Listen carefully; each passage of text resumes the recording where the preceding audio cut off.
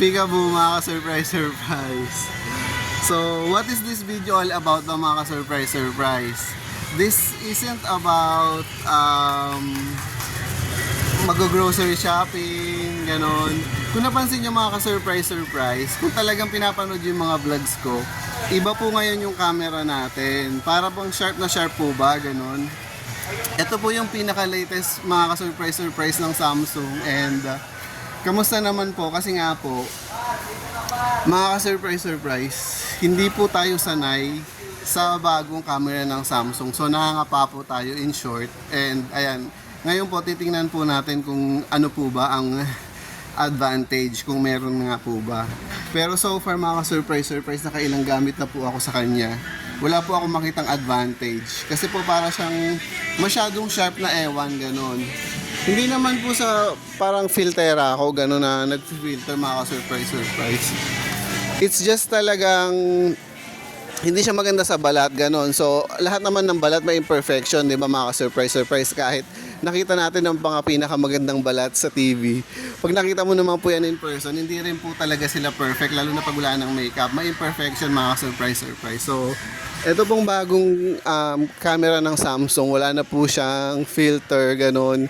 And again, hindi po ako nag-filter mga ka-surprise. So, ngayon itetest po talaga natin kung ano nga po ba, what is this all about, kung maganda nga po ba itong bagong technology ng Samsung, ganun. And ayan. So, 34 pesos dito, no? Ayan.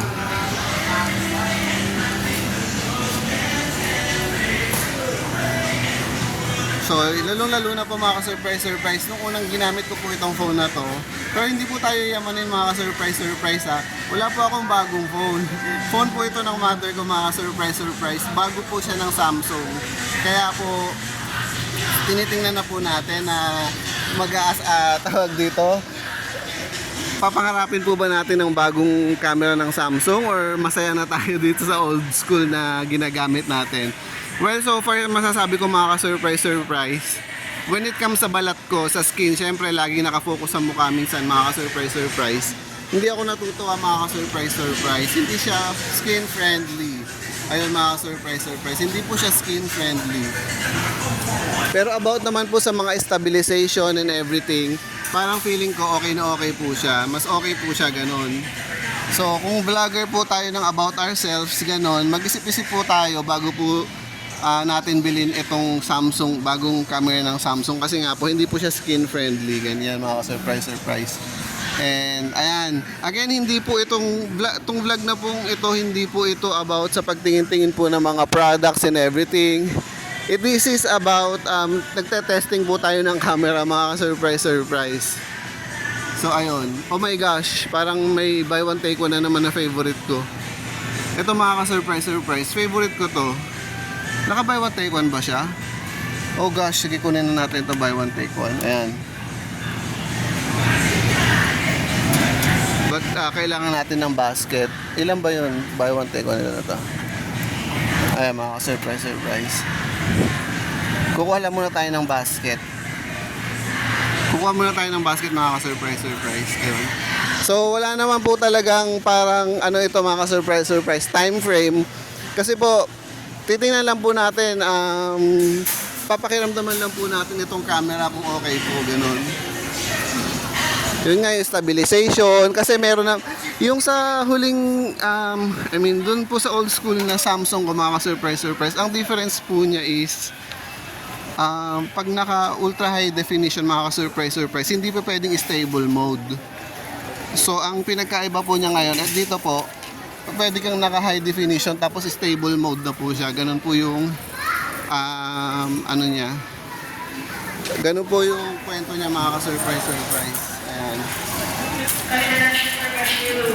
Please visit the customer service. Naka buy one take one ba to?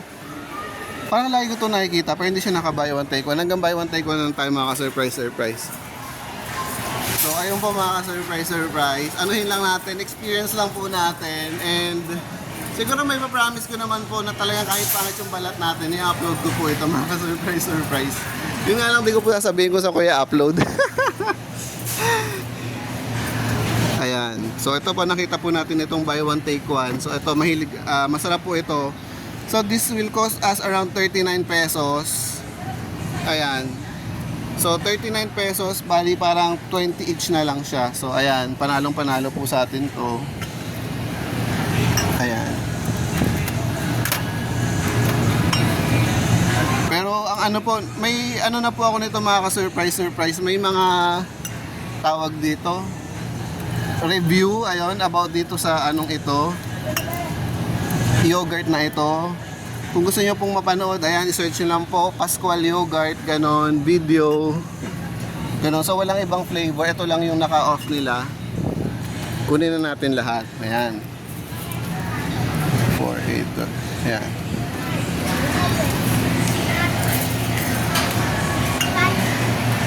So, ayun po. Dito po sa groceries, ang napansin ko po dito, okay po ditong angulo is sa mukha natin nakafocus pag naglalakad-lakad tayo. Pero once na may titingnan na tayong product, let's say itong Pringles, ayan, dito muna na ifo-focus mga ka-surprise.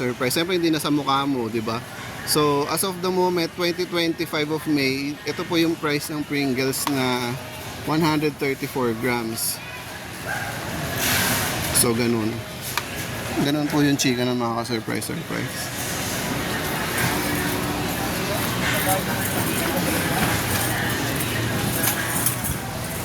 Ayun, so pag naglalakad po, nakafocus po sa mukha natin. And then, pag nasa product na po tayo na bibilin, ganun. Tutorial na rin eh, no? Akala ko ba camera test lang, bakit naging tutorial? So, ayun. Maghahanap po tayo ng Coke Zero, request ni Mommy. Ito nga pala yung bagong ano ng, what do you call this? Parang, tingnan nyo po, may mga name yung Coke bottle, like this one, Michelle. And, I think for woman, ganon. And then, pag sa lalaki, Black, Brian. So, ito po yung marketing strategy ngayon, ganyan. Meron ba dyang world's most famous vlogger or Anon? Meron dito mga surprise. So, British, Earl. Ayan, Earl. So, ayun. So, nagpapahanap si Mami ng Coke Zero. Ito, Coke Zero. Which will cost around 64 pesos. It's either 64 or 65 pesos. So, ayan. So, sabi niya, dalawa daw yung kukunin natin. So, ito na yun.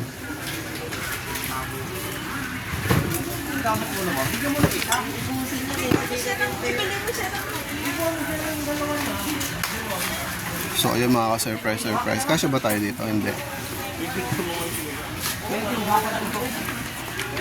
So, again, pag maglalakad ulit tayo, kailangan nakafocus na sa face mga ka-surprise. Nakafocus sa atin. Subukan natin na. So, ayan, pag naglalakad, nakafocus sa face. Pag naglalakad, nakafocus sa face.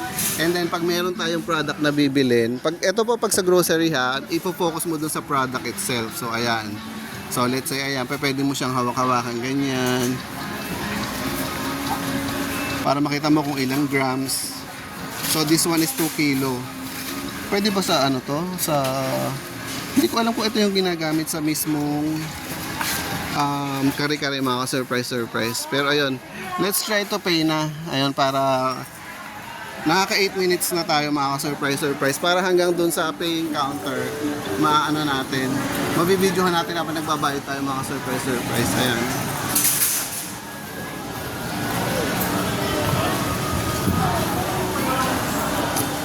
So, ganun. So, magbabayad na tayo mga surprise. Nandito tayo sa counter. Ayan.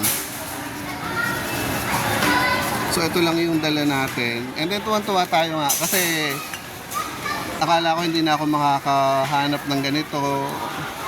Hindi na ulit magse-sale. Pero, ayan, nag-sale mga surprise. Mga surprise, hindi ako galisin ha. Pero tingnan nyo, oh. Kasi may mga lamok and everything. So, may mga kati-kati ako ganyan. So, ganito yung resolution. Ewan ko kung ultra high definition tayo mga surprise ha. Pero ganyan po siya. So, ayun. I-focus ko ba sa akin? No, sige, pwede rin.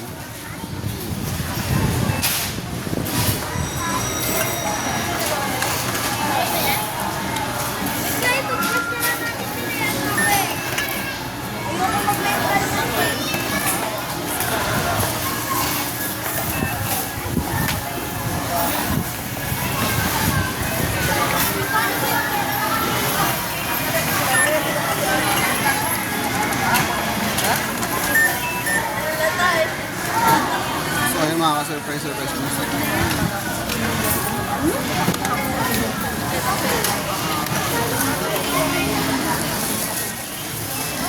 Wala kang filter. Wala po.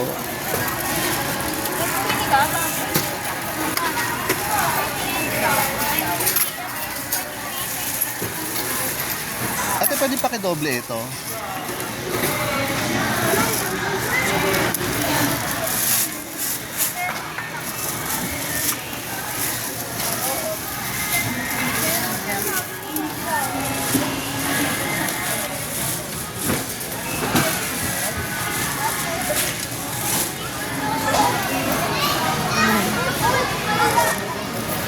Ito ate, pakidoble na rin po ito. Para sure.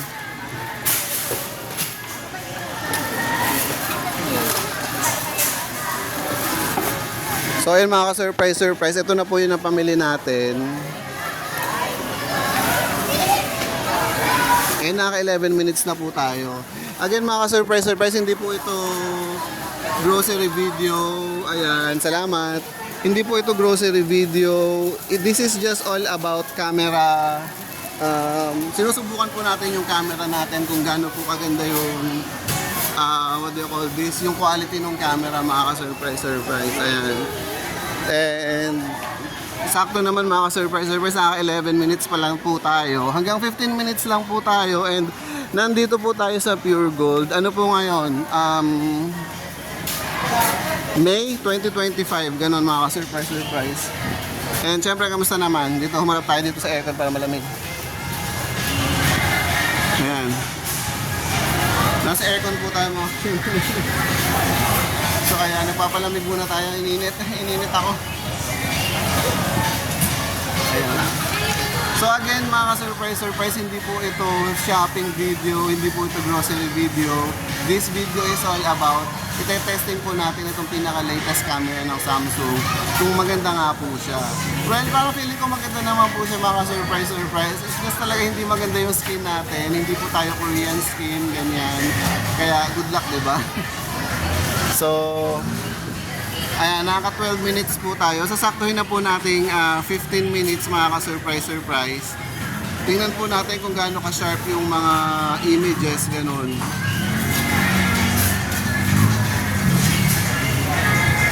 And I'm feeling ko mga ka-surprise, naging discreet tayo, kaya walang nagbawal sa atin. Kasi di ba usually mga ka-surprise, ayaw nilang ayaw nilang what do you call this? Ayaw nilang nagre-record sa mga ganitong places. Pero kung babawalin tayo, di ba? Puputulin na lang din natin. So ayan, 13 minutes, may 2 minutes pa tayo mga ka-surprise para talagang anuhin natin, what do you call this, yung sulitin natin. Susulitin natin yung, what do you call this? Susulitin natin yung pag-check kung gaano kaganda nga itong camera mga ka-surprise para next time alam na natin. As in talagang pak na talaga tayo dito mga ka-surprise. So ayan, parang feeling ko. Sorry? Ay, okay, sige. Pasensya na.